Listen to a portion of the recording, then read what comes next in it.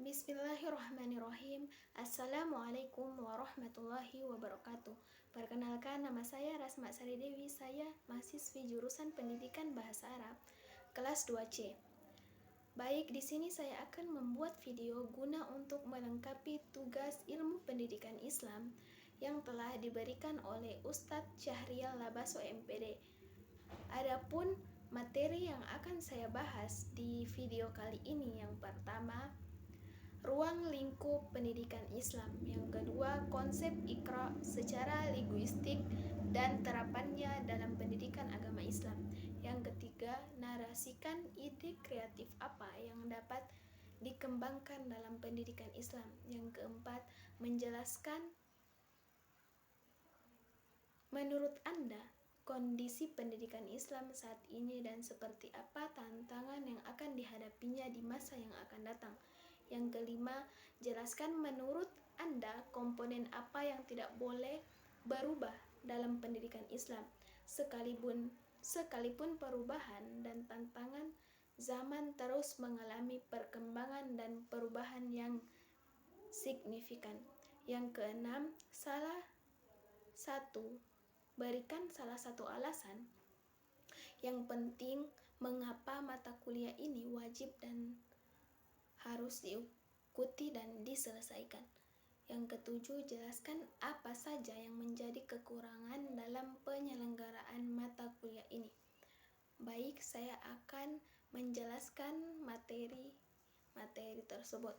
Yang pertama, ruang lingkup pendidikan Islam itu mencakup berbagai aspek yang berkaitan dengan pengajaran dalam pembelajaran agama Islam.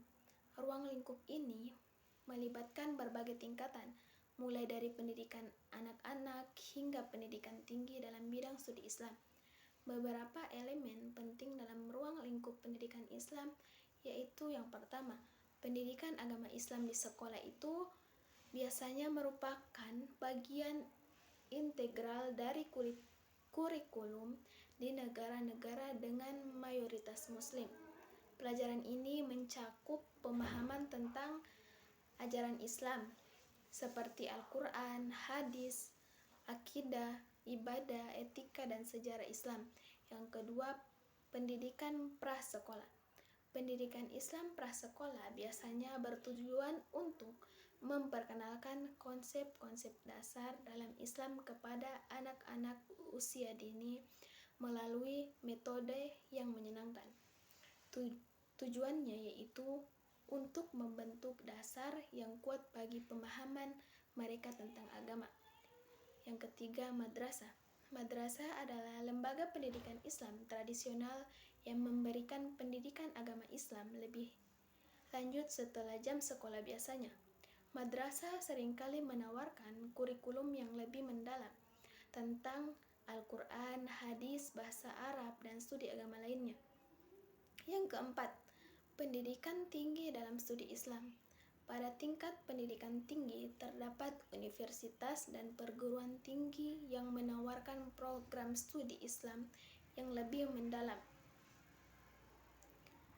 Misalnya Al-Quran, hadis, teologi Islam, hukum Islam, filsafat Islam, sejarah Islam, dan bidang lain yang berkaitan dengan pemahaman agama Islam. Yang kelima, pendidikan keagamaan di luar sekolah.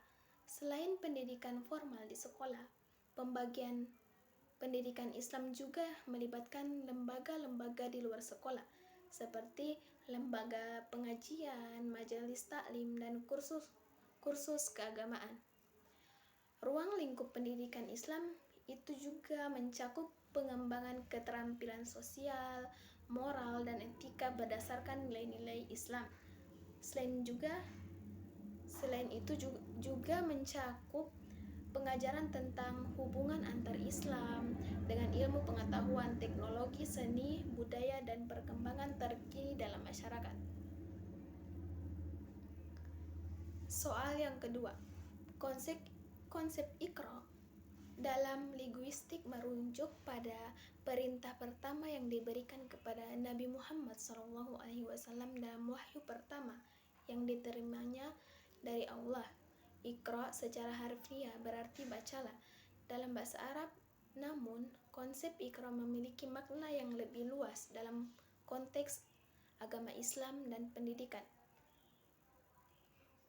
Secara linguistik, Iqra itu merupakan kata perintah dari kata kerja qara'a yang berarti membaca atau mengucapkan.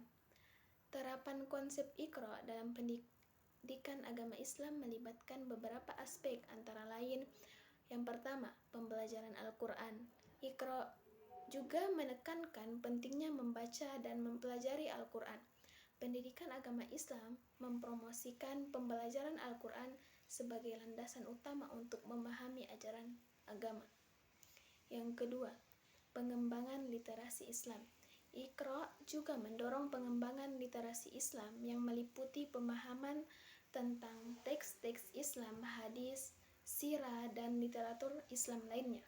Hal ini dapat membantu siswa untuk memperoleh pemahaman yang lebih luas tentang agama dan mengaplikasikannya dalam kehidupan sehari-hari. Yang ketiga, peningkatan pengetahuan agama.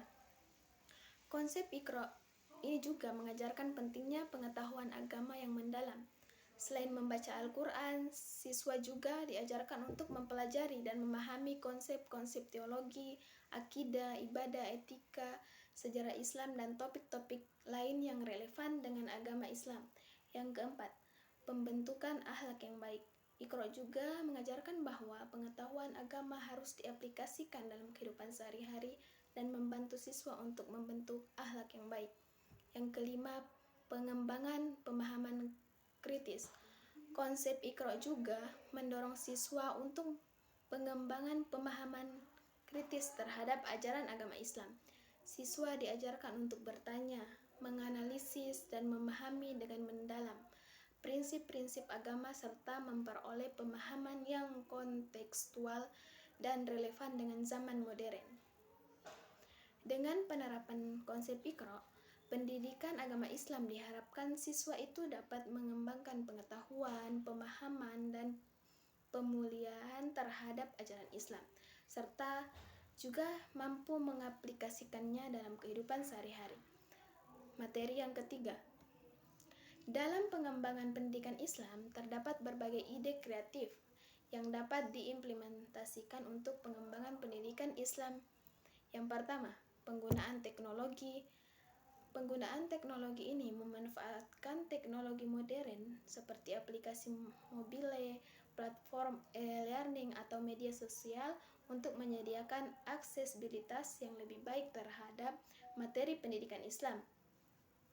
Yang kedua, simulasi dan permainan edukatif. Menciptakan simulasi atau permainan yang dapat membantu setiap orang memahami konsep-konsep agama Islam secara interaktif. Misalnya, menciptakan permainan berbasis papan atau permainan video yang mengajarkan nilai-nilai Islam, ritual ibadah, atau sejarah Nabi Muhammad SAW.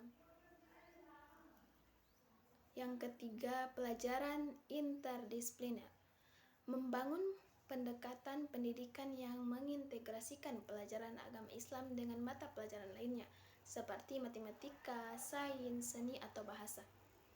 Yang keempat, kompetisi Islami, atau mengadakan kompetisi Islami seperti cerdas cermat, debat, atau lomba penulisan dengan topik-topik yang relevan dengan ajaran agama Islam. Yang keempat, soal keempat, kondisi pendidikan Islam saat ini bervariasi tergantung pada wilayah, negara, dan konteks spesifiknya. Namun, beberapa tren umum yang dapat diamati adalah: yang pertama, aksesibilitas dan kesetaraan. Upaya telah dilakukan untuk meningkatkan aksesibilitas pendidikan Islam bagi semua lapisan masyarakat, termasuk di daerah terpencil atau kurang berkembang. Namun, tantangan masih ada dalam mencapai kesetaraan akses pendidikan bagi semua individu. Yang kedua, kualitas pendidikan. Banyak negara telah fokus pada peningkatan kualitas pendidikan Islam dengan memperbaharui kurikulum, memperkuat pelatihan guru, dan meningkatkan sarana dan prasarana. Namun, masih ada kebutuhan untuk terus meningkatkan standar pendidikan agar sejalan dengan perkembangan zaman. Yang ketiga, integrasi teknologi. Pendekatan pendidikan Islam mulai mengintegrasikan teknologi dalam proses pembelajaran. Yang keempat, pendidikan karakter dan nilai-nilai Islam. Banyak institusi pendidikan Islam berfokus pada pengembangan karakter dan nilai-nilai Islam dalam siswa. Selain pengetahuan akademik, pendidikan yang holistik ini juga bertujuan untuk membentuk generasi yang memiliki pemahaman dan kesadaran yang baik tentang prinsip-prinsip Islam serta kemampuan untuk menerapkan nilai-nilai tersebut dalam kehidupan sehari-hari. Yang kelima, tantangan keberagaman.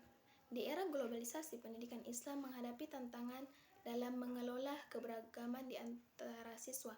Upaya untuk mempromosikan dialog antaragama, toleransi, dan pemahaman saling menghormati antara kelompok-kelompok agama menjadi penting dalam konteks ini. Tantangan yang mungkin dihadapi pendidikan Islam di masa depan adalah sebagai berikut. Mengintegrasikan pendidikan dan teknologi. Pendidikan Islam perlu terus mengikuti perkembangan teknologi dan mengintegrasikannya ke dalam proses pembelajaran.